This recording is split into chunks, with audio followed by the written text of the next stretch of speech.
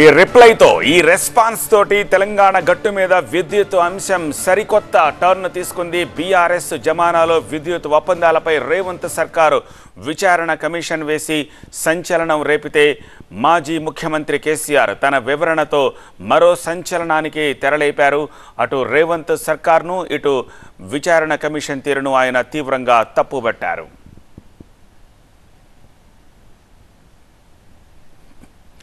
ఇదే అంశంపై BJP reaction ఏంటి? ఎన్వీఎస్ ప్రభాకర్ ప్రస్తుతం మాట్లాడుతున్నారు, లైవ్ లో చూద్దాం.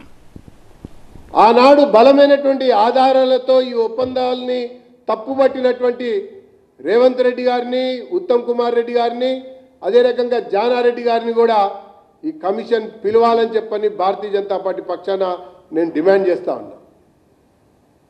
అందుకు ఒక వారం రోజులు గడువు కూడా పెంచాలని చెప్పని కూడా నేను కోరుతా ఉన్నా. ఈ సందర్భంలో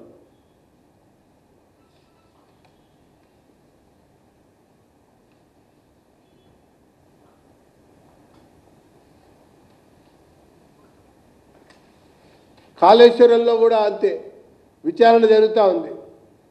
కేవలం అధికారులకు మాత్రమే పరిమితం చేస్తూ ఉన్నారు.